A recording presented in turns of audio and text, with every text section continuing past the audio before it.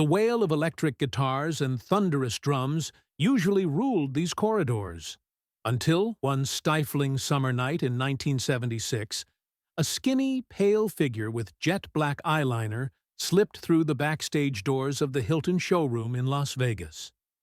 A burly guard, arms crossed over his crisp white shirt, blocked his path.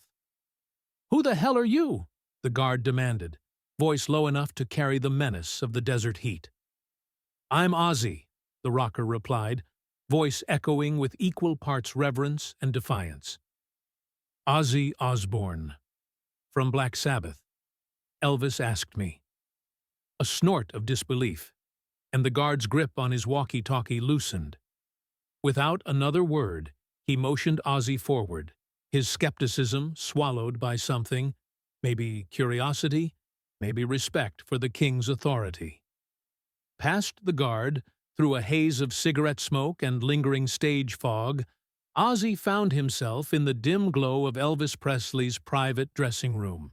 There, seated on a worn stool, the king of rock and roll strummed a sunburst acoustic guitar, fingers dancing across the frets like sparks over tinder. His white jumpsuit lay discarded on a nearby chair. Tonight, he was just a man and his music. Elvis looked up, those piercing blue eyes meeting Ozzy's blackened gaze. A slow, wry smile curved his lips. "You boys play devil's music," he said, voice warm and surprisingly soft. The air crackled with the raw electricity of two worlds colliding. "But I want to sing with you." In that single electric moment, the world shifted. The swagger of 1950s rock and roll collided with the shadow-streaked intensity of 1970s heavy metal. No journalists, no screaming fans, just two icons, guitars in hand, crossing a boundary no one saw coming. It wasn't about genres or generations. It was about truth. And in that fleeting intersection, something unforgettable was born. The sun had long dipped behind the smog-tinted skyline of Los Angeles when Ozzy Osbourne slammed his suitcase into the trunk of an unmarked sedan. Downtown traffic gleamed like molten metal in the headlights, but his mind felt leaden. At 27, he was supposed to be riding high. Black Sabbath's latest album had cracked the top 10. Fans were chanting, "Ozzy! Ozzy!" at every stop, but inside, a hollow note echoed where conviction should have been. He ran a hand through his oily black hair, eyelashes still smeared with the residue of last night's stage fog makeup. All the amps, all the destruction, all the ecstasy of heavy metal. It felt like a carnival mirror reflecting a stranger. Yet, amid the haze of pills and the endless roar of amp stacks, one name still glittered brighter than any tour bus marquee: Elvis Presley. As a boy in Aston, England, Ozzy had hidden under his bed covers, transistor radio cranked to catch the faint tremble of Heartbreak Hotel, the king's voice weaving wonder into every crackle of static. That spectral memory haunted him now, proof that music could be more than noise. He needed to see this man, to stand in his shadow before both of them faded into the same amber-tinted history. His manager had laughed when Ozzy first mentioned it. "Presley? He's in Vegas for the next week, sure, but you'll never get past those guards." Then came the call from a label executive, an old acquaintance, who whispered the secret. Elvis was opening a late-night press room at the Hilton tonight, after the showroom cleared. No cameras, just a handful of reporters. If Ozzy wanted to sneak in, his manager assured him, he'd find a way. Now, a single ticket stub burned in Ozzy's pocket, printed with the Hilton's gold seal and the room number scrawled in biro. He smoothed his leather jacket and glanced once more at the limo's tinted windows, reflecting the neon billboards beyond. He wondered what he would say if he ever faced the man who had first taught him how a voice could shatter doubt.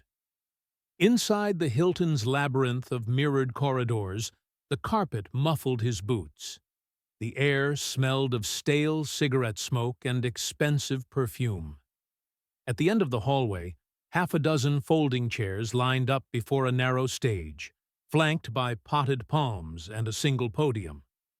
Only 3 reporters remained, heads bent over scraps of paper, voices hushed as they waited for Presley's arrival. A pair of security guards, silent as statues, patrolled the perimeter. When Ozzy approached, chest pounding, the taller guard stepped forward, arms crossed over a pressed white shirt. "Identification," the guard said, tone flat. Ozzy drew in a breath and produced a plain business card from the label exec. No fancy credentials, just his name scrawled in ink. Ozzy Osbourne, vocalist, Black Sabbath. The guard's brow furrowed. "You're Ozzy Osbourne?" Ozzy squared his shoulders. "Yes. Elvis asked me to come backstage." His voice felt brittle even to his own ears. The guard's eyes flicked to the press room door. He frowned, glanced at his partner. "Elvis asked you? Name?" "Ozzy Osbourne." The guard let his gaze rove over Ozzy's leather-clad frame and past the tousled hair, then shrugged and stepped aside. "This way." He pressed a button on a hidden console, and the door clicked open. Inside, the atmosphere was still, expectant.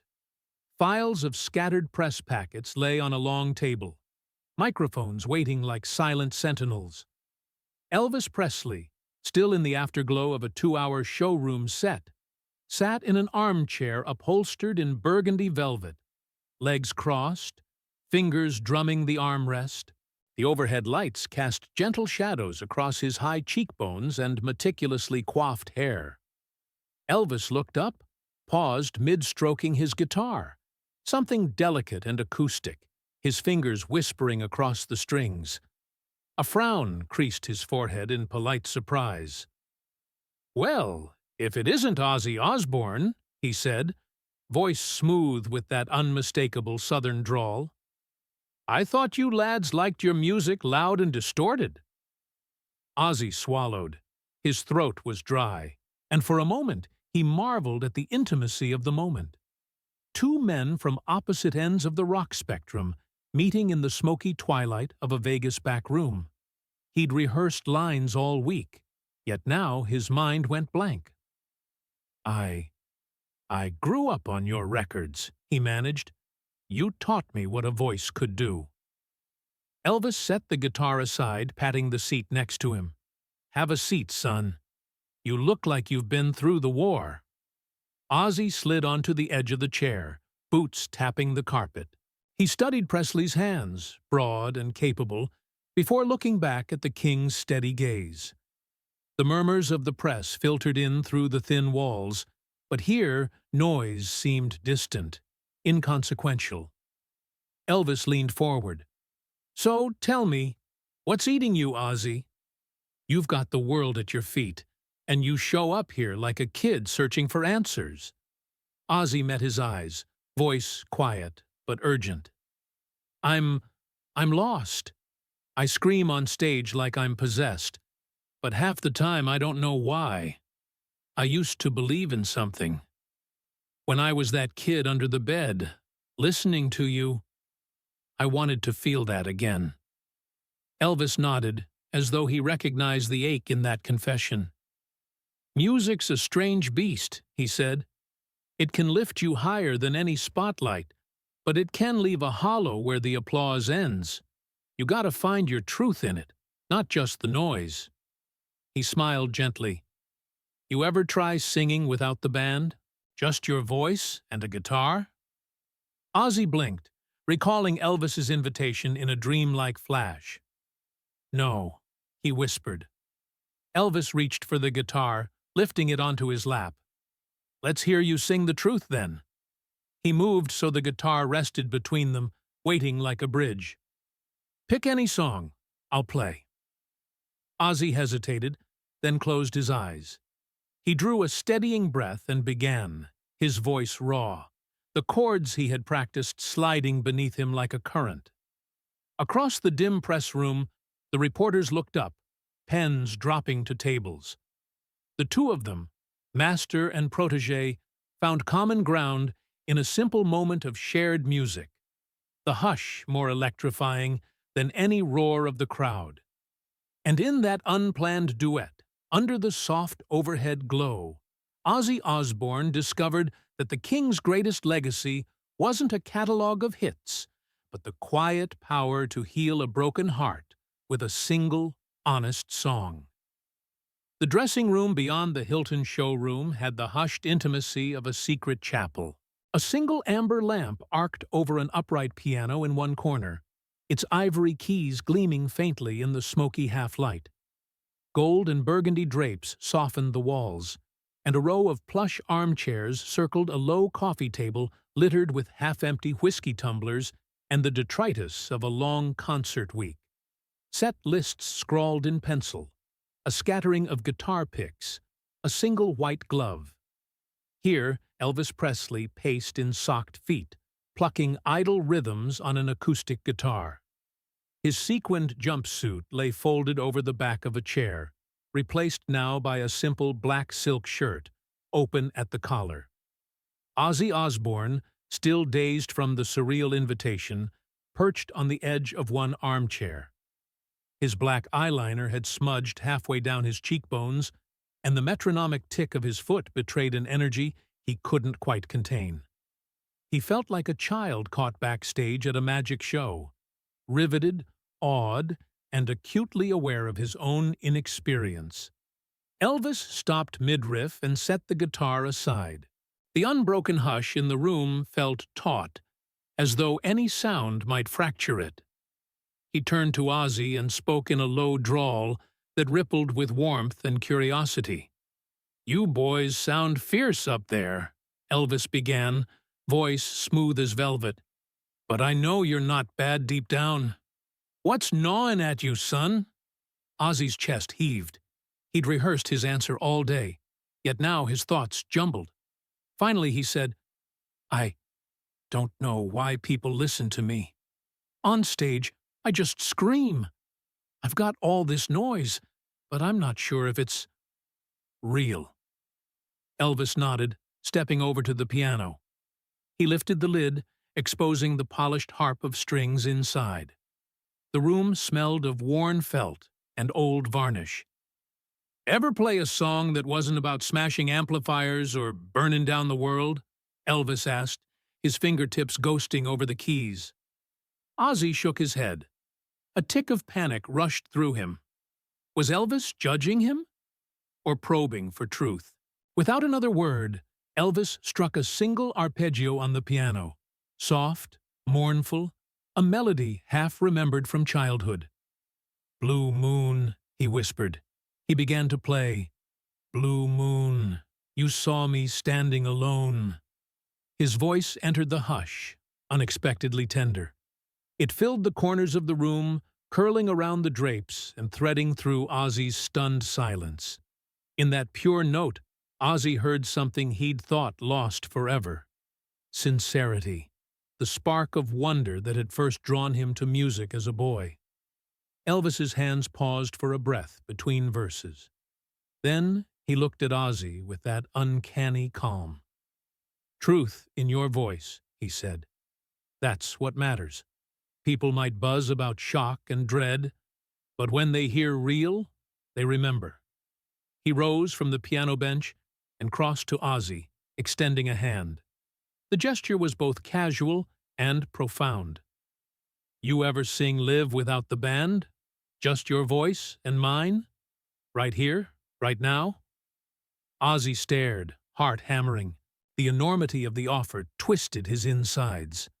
To sing with Elvis Presley, no cameras, no screaming crowd, was an honor beyond his wildest dreams, and a risk that could shatter his carefully crafted image. "Elvis," he stammered, voice tight with awe, "I don't know if I can. Let's make sure nobody knows it's me." The King's lips curved into a slow, knowing smile. "Then we'll do it right," Elvis promised. He reached into his breast pocket and produced a silver locket, one he'd worn since his army days, passed it to Ozzy. "Keep this close. It's our pact. You'll sing one line, I'll follow. No cameras, no records. Just us." Ozzy cradled the locket, its cool weight a benediction. He nodded. Voice hushed. One line, in the dark, and then gone. "Exactly," Elvis replied, settling back at the piano. He lifted the lids of Ozzy's eyes with a gentle finger. "When you step out there with me, do it for the kid you once were. Not the rock star the world expects. Sing your truth, and I'll catch it." In that charged moment, two icons, separated by genre, by image, by the roar of thousands, found common ground in a private promise. The locket glinted between them like a secret sunrise. Outside, the Hilton's neon glare could not penetrate the hush. Here, in the amber half-light of a backstage that weighed heavy with history, Elvis and Ozzy became something more than legend. Two souls daring to sing authenticity at the edge of the spotlight, bound by a single line that would echo in silence long after the final note vanished. The showroom lights in the Hilton trembled between red and gold as the orchestra launched into the familiar chords of Mystery Train. The air was thick with anticipation. Women in rhinestone gowns leaned forward at the edge of velvet seats, cocktails trembling in their hands. Men in sharp tuxedos tapped cigars on ashtrays, their faces lit by the soft glow of low-slung chandeliers. It was late summer 1976, and Elvis Presley, the undisputed king of rock and roll, commanded the stage with effortless charisma. Moments later, the band segued into the opening bass line of "In the Ghetto." A hush fell over the crowd as Elvis's silhouette stepped into the single spotlight at center stage. His tailored white jumpsuit gleamed under the beams, the high collar framing his profile like a halo. He clasped the microphone stand and inhaled, eyes sweeping the audience. "Tonight," he announced, voice deep and resonant, "I've got a special friend who's with me backstage. You won't see him, but I know you'll hear him." A ripple of curiosity passed through the showroom. Who could it be? A member of his band? A surprise guest? Elvis let the question hang for a heartbeat before the first line of the song tumbled from his lips. "As the snow flies on a cold and gray Chicago, mourn." From the wings, a second voice emerged, slightly gravelly, unmistakably urgent. It wove in beneath Elvis's verses, an undercurrent of raw emotion that lent the narrative of poverty and despair new weight. The melody swelled, and the unseen singer added a haunting harmony. "A poor little baby child is born in the ghetto." No one in the crowd recognized the form behind the voice. The band cast its shadow across the stage, concealing any hint of identity. A few masked guitars leaned at odd angles, their strings whispering in the spotlights. The audience, some blinking at the spectacle, simply drank in the duet. A collision of smooth gospel tones and a raspier intensity, as if two worlds were colliding in that song. Halfway through the second chorus, Elvis paused, his hand sweeping outward in a sweeping gesture that split the stage light. For a split second, a lean figure stepped into the glow. A man in dark robes and piercing eyes, mid-verse, voice trembling with passion. Gasps rippled like a soft wave. The figure was Ozzy Osbourne, his shock-black hair framing his face in stark contrast to Elvis's white silhouette. But almost immediately, Ozzy melted back into the shadows. Only the echo of his voice remained. The audience blinked, uncertain whether they'd imagined it. The duet resumed seamlessly, voices entwined. "People, don't you understand the child needs a helping hand?" This time, the harmony felt richer, as though the chorus of backing vocals had expanded in Ozzy's absence to fill the void he'd left. By the final verse, the show's regular backing singers rejoined, but their voices were subdued, respectful, giving the illusion of a crowd behind the king's private moment. When the last ghetto trailed off, Elvis let the silence linger, an unspoken invitation for the audience to catch its breath. Then he spoke. "Thank you, folks. Remember, sometimes the voice you least expect can tell your story best." With that, he closed the number and walked off stage, the spotlight retreating like a curtain, leaving the showroom in stunned darkness before the applause finally broke. Soft at first, then building into a full-throated roar. In the corridors beyond, backstage doors swung open as a dozen reporters and photographers converged, eager to capture the mystery guest.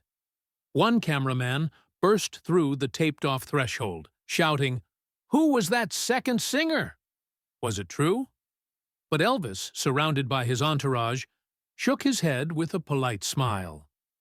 "Just a voice from the shadows," he said. "Sometimes that's all you need."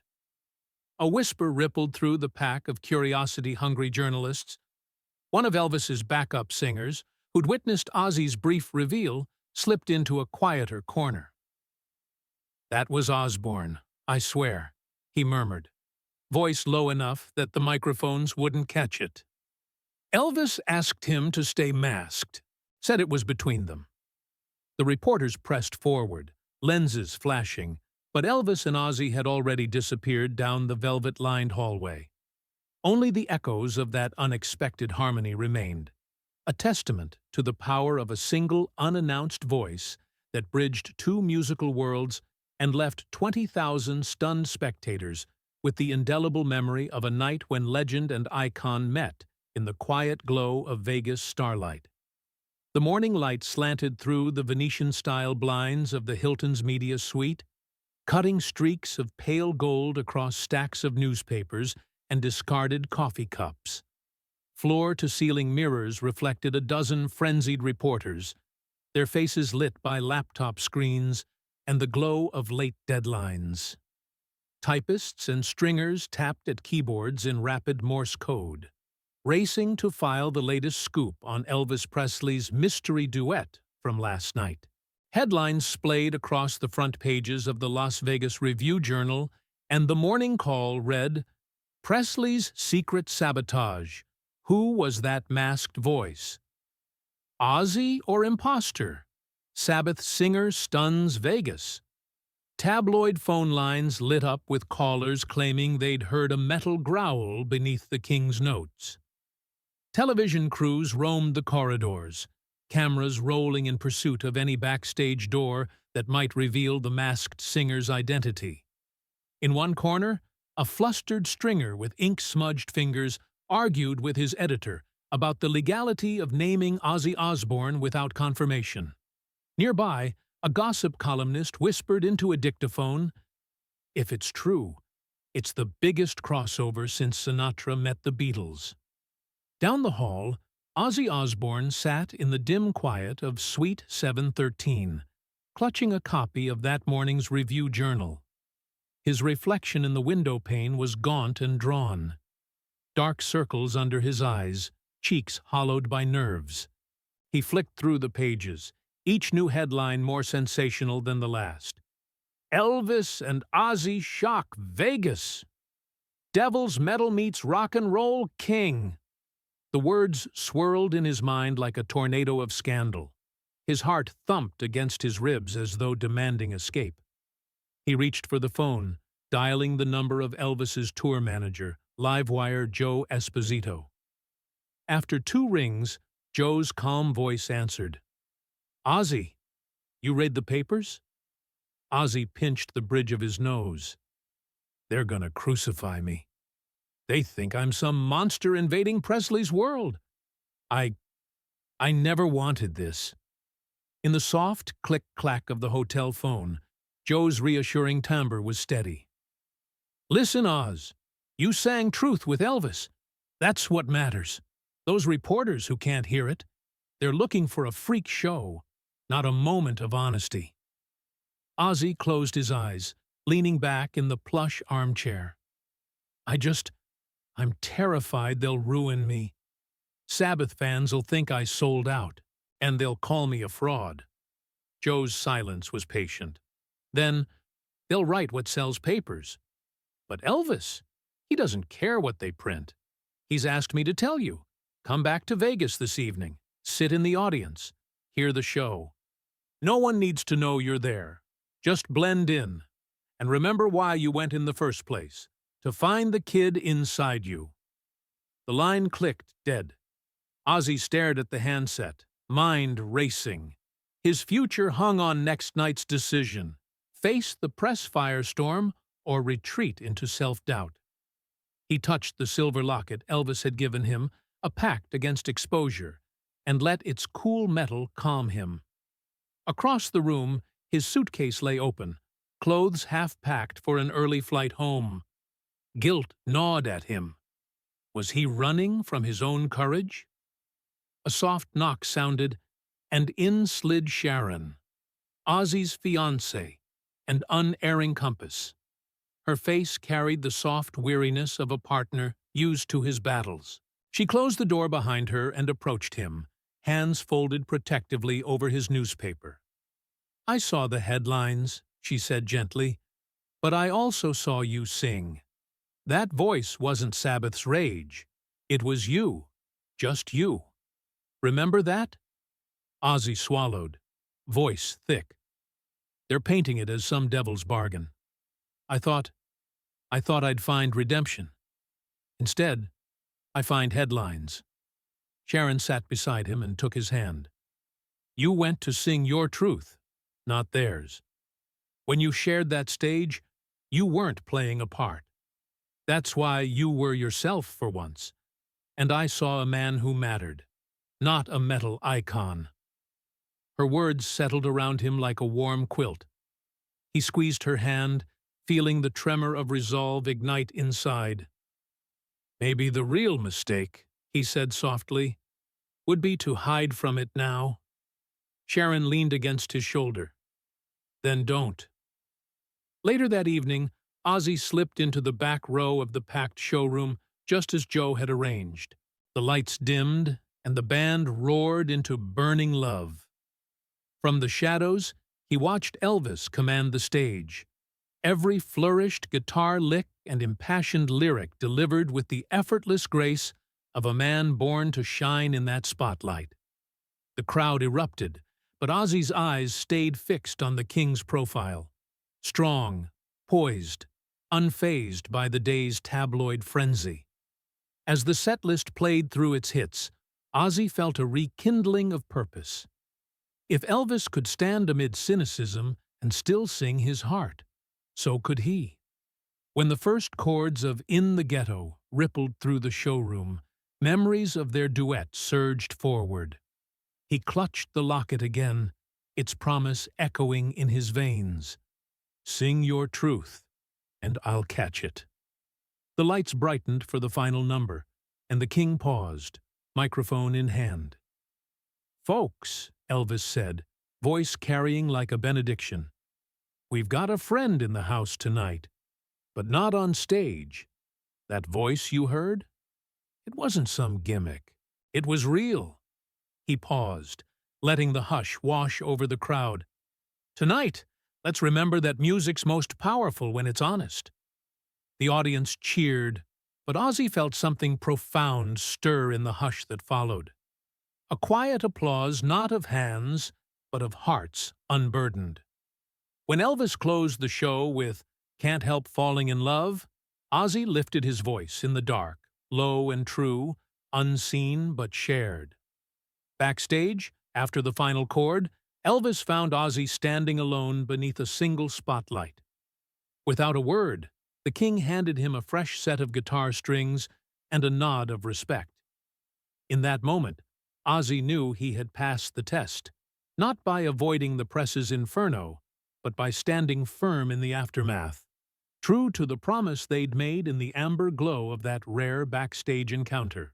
And as he packed his guitar at dawn the next morning, the headlines still fresh in every paper, Ozzy Osbourne carried with him the knowledge that reputation may be forged in spectacle, But legacy is built on the courage to be heard when the world is listening for noise. The afternoon light slanted through the high windows of Elvis Presley's private dressing room, catching dust motes in lazy streaks across the plush carpet. The fragrant haze of cologne, stale cigarette smoke, and the faint tang of sweat lingered near the leather armchairs and gilt-framed mirrors. Ozzy Osbourne stood by the music stand, stiff as a schoolboy caught out of class.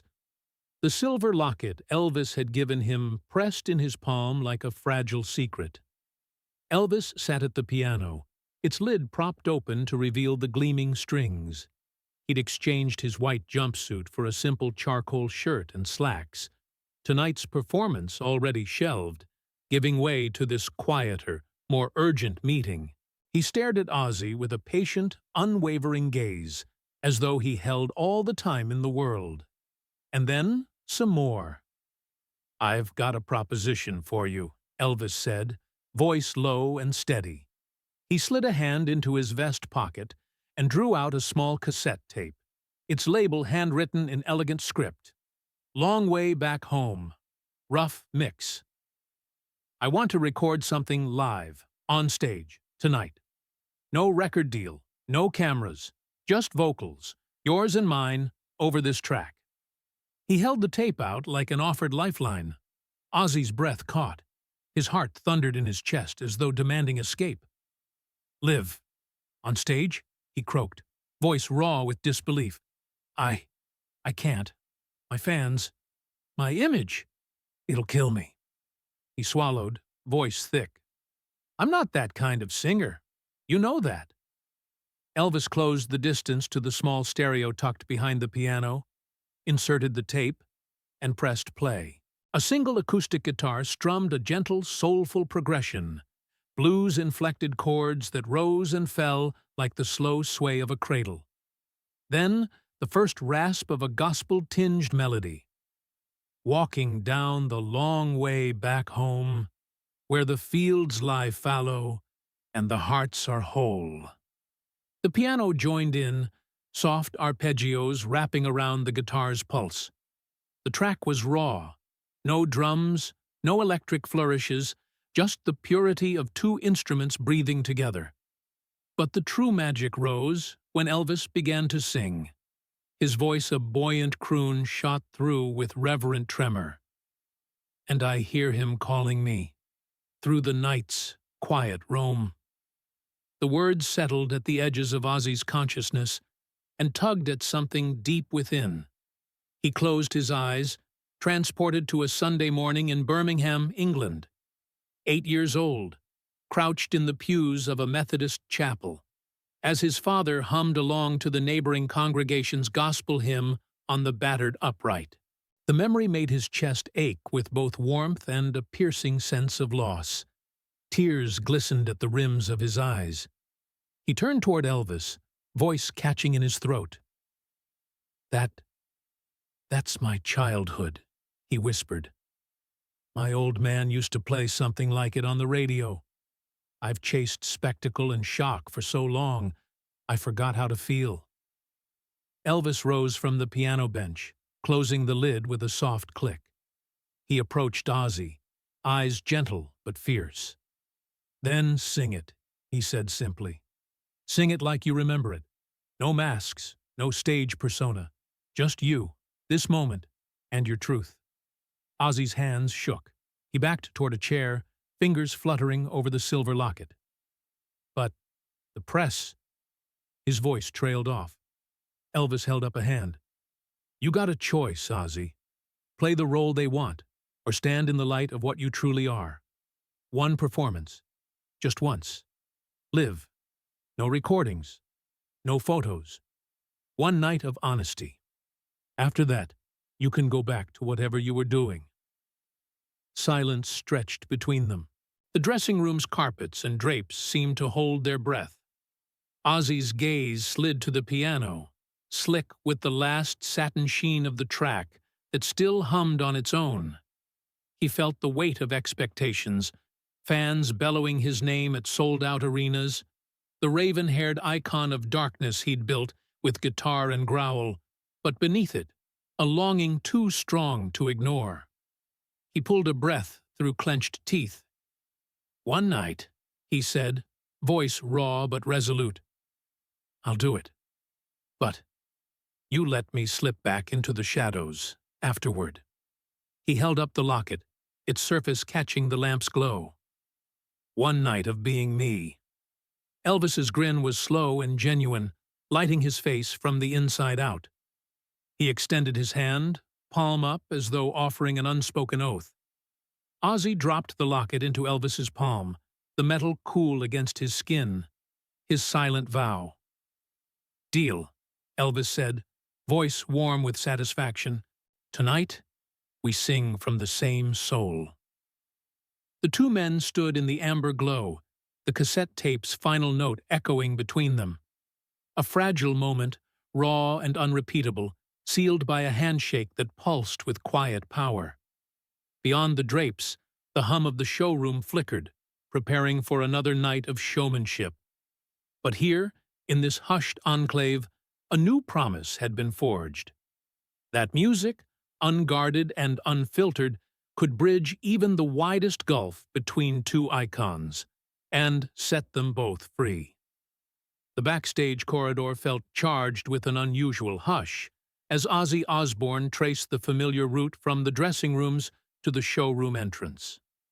The air was heavy with the sweet, slightly acrid scent of cigarette smoke and stale perfume, underscored by the faint pulse of bass from the opening act warming up on the main stage. But this night was different. No banners, no bright signage, just a discreet cluster of seats reserved for family, musicians, and a handful of close friends. A small brass plaque by the door read simply, "Private Engagement." Inside, the Hilton showroom had shed its nightly carnival of spotlights and frenzied crowds for something far more intimate. Rows of chairs, just 50 or so, were arranged around a low, unadorned stage. The central spotlight hung dormant, waiting to be summoned by a single push. At the front row, Lisa Marie sat perched on the edge of her chair, ivory dress shimmering softly, her legs swinging in excitement. To one side, Sharon Osbourne's profile caught the glow of an upturned table lamp, her arms folded protectively, but eyes bright with pride. Elvis Presley stepped into the muted light in his classic white jumpsuit, sleeves rolled back to reveal a simple silver bracelet. No rhinestones, no cape. He paused at the microphone, the hush drawing tighter until even the hum of the air conditioning seemed to vanish.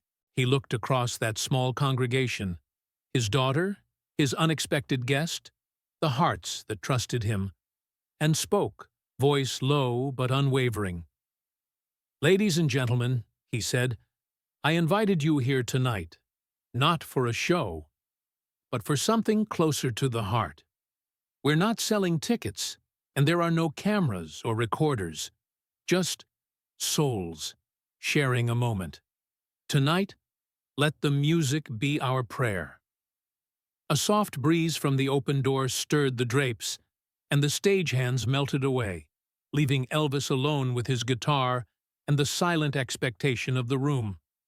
He strummed 2 chords, a gentle invitation, before launching into the first verse of a brand-new song, its melody unguarded, its words unvarnished. "I've walked through fire and left the embers behind.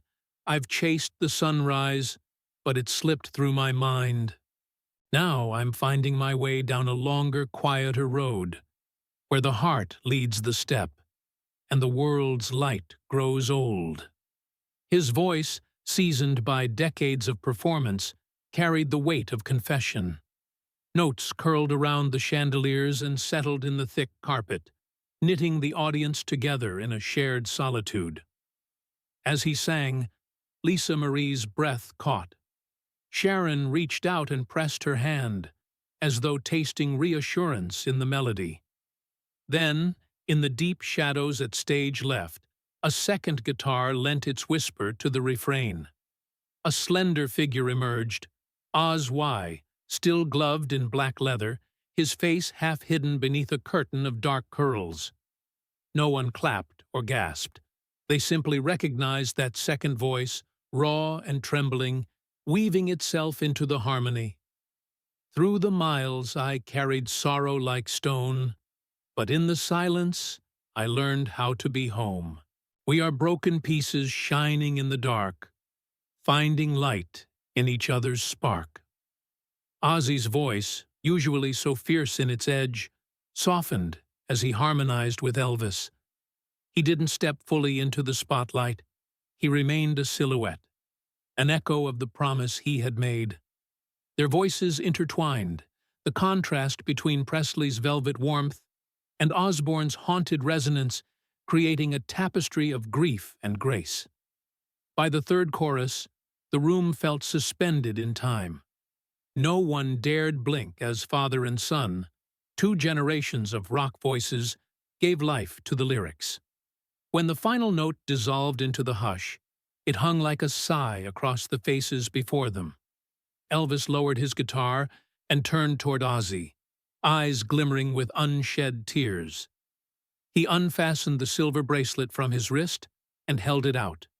A simple circular medallion taken from his army days, engraved with the words, "Hold fast. You are home." Ozzy knelt to accept it, his voice thick as he spoke. "I don't know where I'd be," he whispered, "if not for this." Elvis pressed it into Ozzy's hand. "Truth isn't in the noise," he said. "It's right here." He tapped his own chest, the leather of his shirt creasing beneath. "Don't lose it." No one rose to applaud. There was no need. The silence that followed was its own standing ovation, a sacred hush born of shared vulnerability. One by one, the small audience filed out, carrying the warmth of that song in their bones. By dawn, Ozzy Osbourne had vanished from Vegas without a word of farewells. No press statement, no backstage gossip, only the memory of two voices raised together in secret communion. The medallion lay on his dresser in London, its silver surface dulled by familiar fingerprints. And when the world clamored for spectacle, a lone truth remained. That night, beneath the unblinking glow of a single spotlight, music had found its purest form, not in fame or fortune, but in the simple act of two souls singing the long way back home. The morning after that hushed, sacred performance in the Hilton's private showroom, the Hilton staff moved with the normal bustle of a Vegas weekday. Housekeeping carts clattered along the corridors, bellboys wheeled luggage to the elevators, and the lobby rang with the echo of slot machines from the casino floor. Yet among the musicians and crew who had witnessed the closed-door duet, an almost reverent hush clung to every whispered corridor conversation and furtive glance down shadowed hallways. None had ever experienced a performance so intimate, so unrepeatable.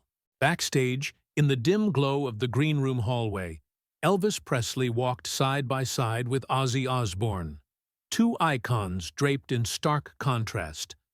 Elvis, in a simple, unadorned blue shirt and trousers, his hair still gently damp from last night's set. Ozzy in his customary black leather, hair tousled, and dark eyes bright with emotion.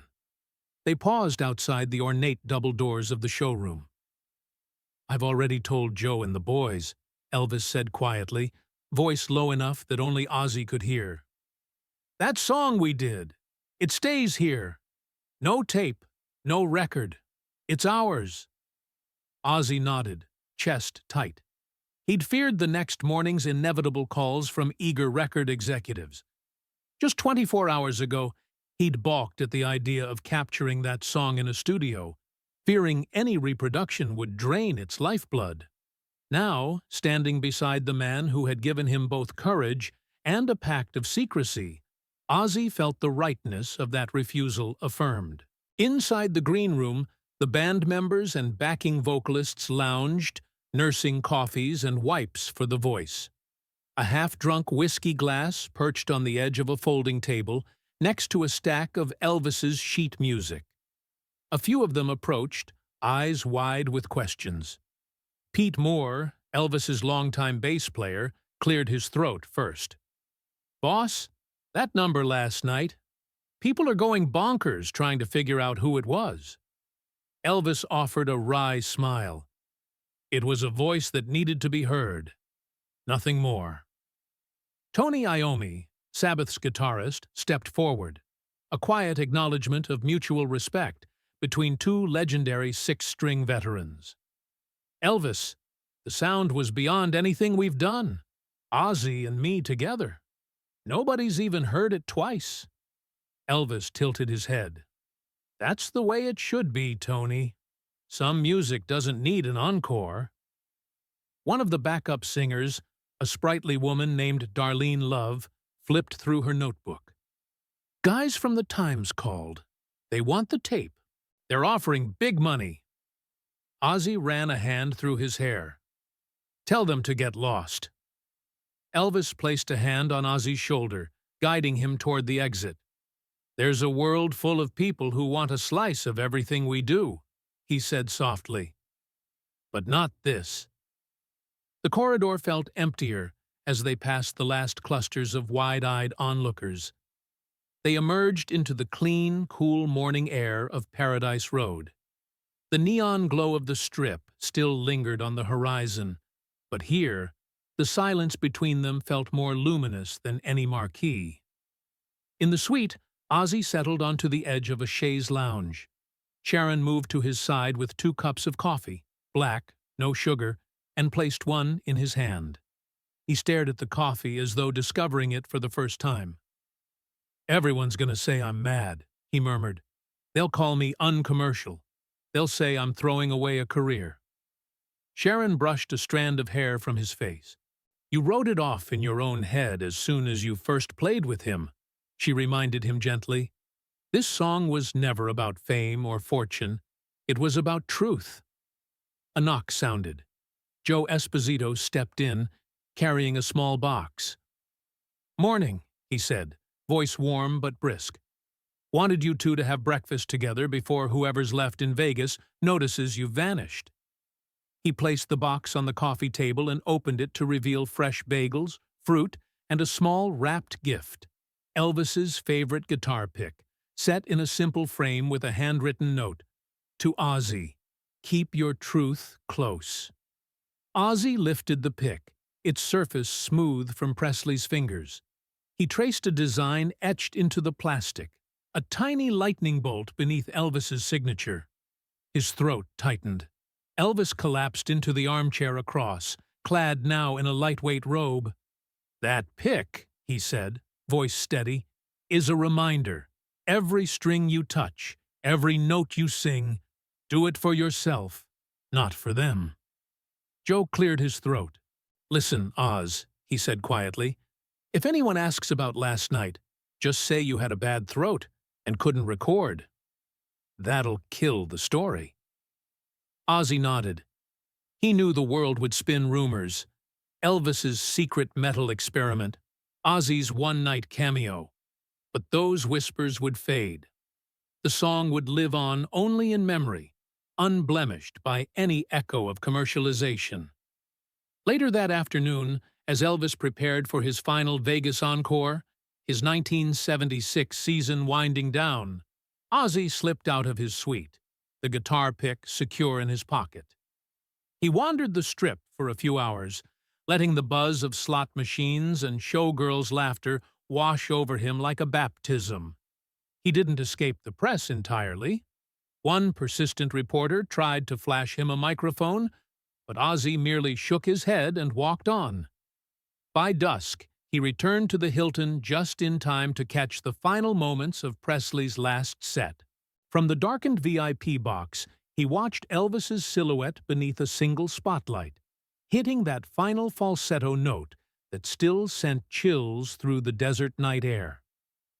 When the applause finally died, Elvis glanced up at the box and gave a subtle nod, an unspoken salute, honoring the pact they had made. Ozzy exhaled, a quiet smile tugging at his lips. No one else would ever hear that song again, but the memory was etched into his soul. He slipped back into the lobby, ready to catch a flight home at dawn, carrying with him the silent triumph of a melody unrecorded and a vow kept, that some songs are too precious to be heard twice. The summer heat in Indianapolis had barely broken before the phone rang in Ozzy Osbourne's tour bus suite.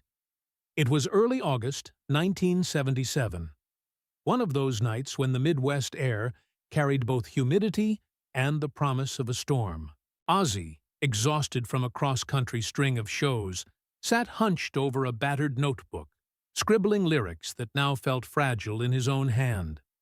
Sharon was in the next berth, folding laundry by the light of a single bulb, her humming a quiet accompaniment to the scratch of Ozzy's pen. He lifted the receiver and held it to his ear, expecting Joe Esposito.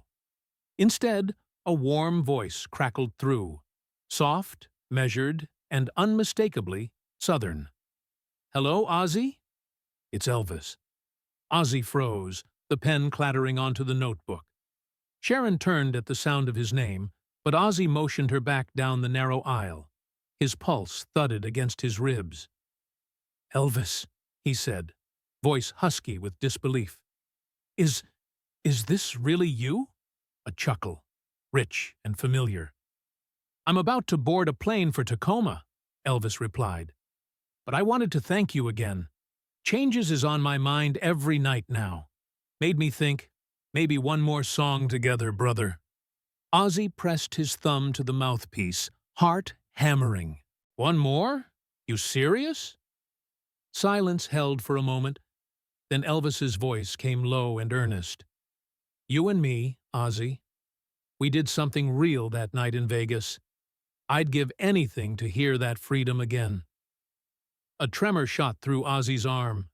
He glanced at Sharon, whose face had gone pale in the dim berth. Everything in him wanted to drop the phone, leap on a plane, and join Elvis on stage anywhere he could. But the ache that lingered in his gut from their unrepeatable private concert held him back. "Elvis," Ozzy began, voice uncertain, "you know I'd walk through hell to sing with you, but I can't just vanish from my tour. Fans are already buzzing." Elvis exhaled, the sound soft and forgiving. "Son, I get it. Life's a road, and we're bound to take different turns. Just promise me you'll keep singing your truth, even when the crowds want something else." Ozzy closed his eyes, the weight of the locket in his breast pocket, a silent benediction. "I promise, brother. Anytime you call, anytime." They shared a final, unspoken moment. Two voices across the ether, bound by that velvet vow. Then the line went dead. Ozzy stared at the receiver, chest heaving, as Sharon climbed onto his lap and wrapped her arms around his trembling shoulders. Wordlessly, he placed the receiver back on its cradle. The room felt emptier than ever. 3 weeks later, on a humid night in Kansas City's Municipal Auditorium, Ozzy stood beneath the glare of stage lights, ready to launch into Iron Man. He could feel the audience's energy building, the riotous anticipation that had fueled him for years.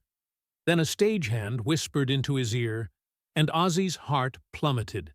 A radio broadcast had just announced Elvis Presley's death. He stepped back from the mic.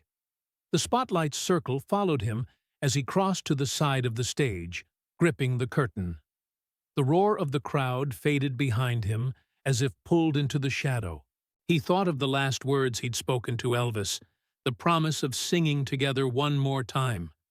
Now that chance was gone. The sound engineer killed the monitors. A hush fell over 15,000 stunned fans. In that fragile silence, Ozzy raised the mic and spoke, voice cracking under the weight of grief. "Ladies and gentlemen, tonight, I want to do something different. For someone who taught me that music ain't just about noise, it's about soul." Then, Without a single chord from the band, he began to sing the first verse of Changes. Come on, come on. I'm tired of these games. Time to make a change.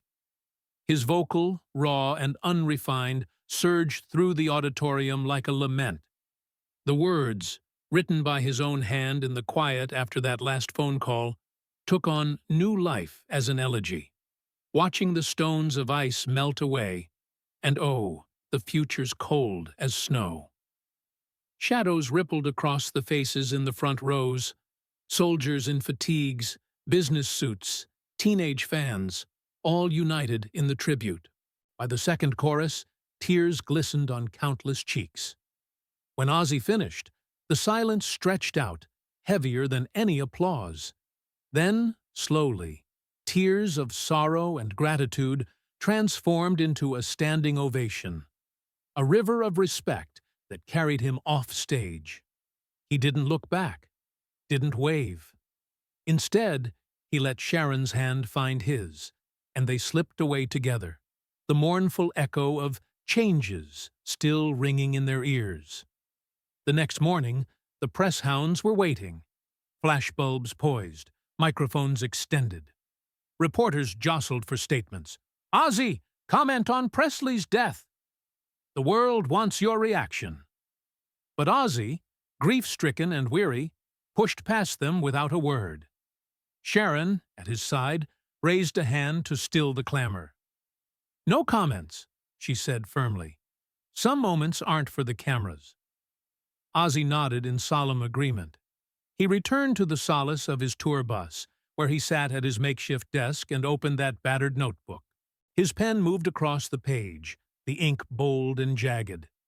I promised to sing my truth, and he answered me one last time. From that day on, every line Ozzy penned bore the imprint of that vow. His lyrics grew more confessional, haunted by loss, anchored in hope. In the years to come, fans would detect a new depth in Sabbath's anthems, a glimmer of Presley's gospel soul woven into metal riffs. But the story of the phone call that could have sparked another duet remained theirs alone, a final chord that resonated far beyond the curtain call, a testament to the power of promises kept, and the echoes of two kings united in song. The fluorescent lights of the London studio felt too bright for a summer afternoon. Ozzy Osbourne sat on a high stool, legs crossed at the ankles, guitar pick glinting on the small table beside him.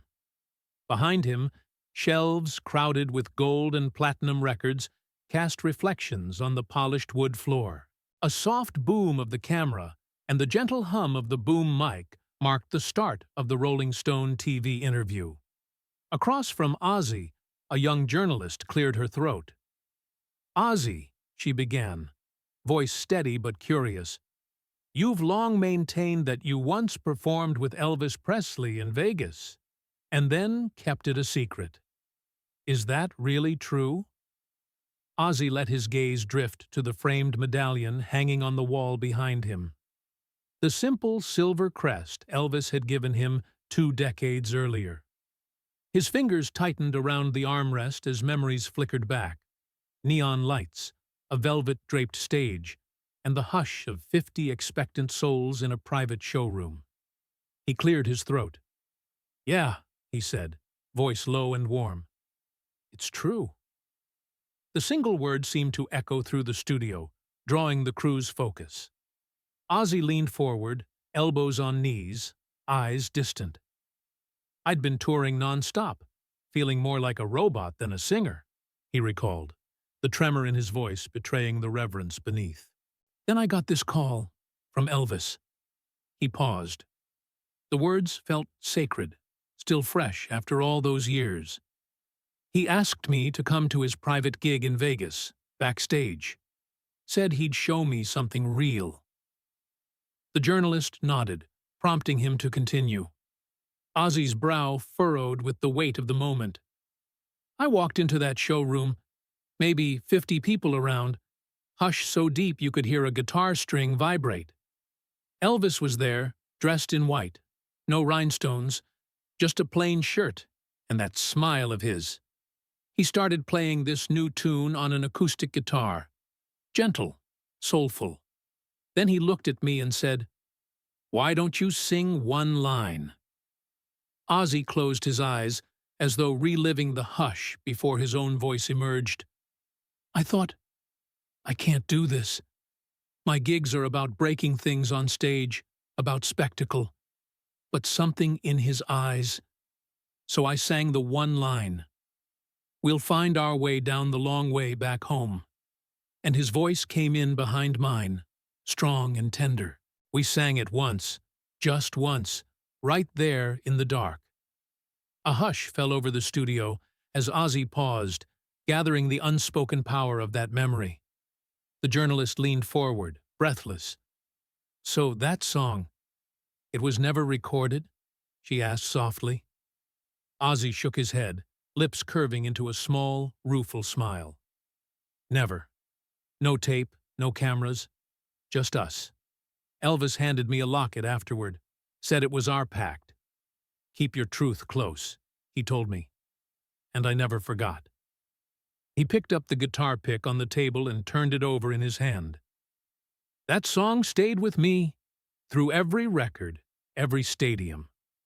Whenever I felt lost, I'd pull that pick from my pocket and remember the King's words, "Sing your truth, and I'll catch it." His eyes glistened, but he spoke with steady conviction. The journalist's expression softened. "Why tell this story now?" Ozzy set the pick down gently.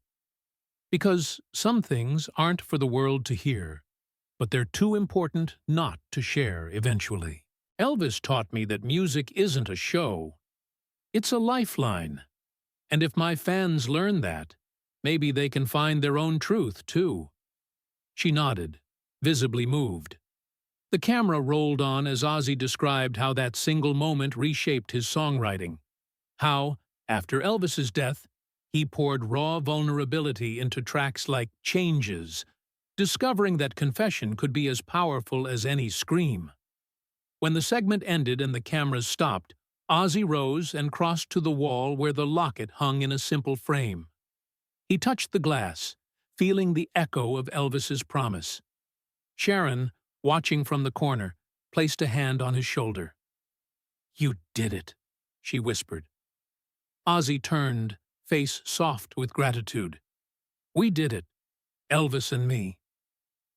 He walked out of the studio into the gray London afternoon, carrying with him the hush of that Vegas night and the knowledge that some songs sung once could resonate forever.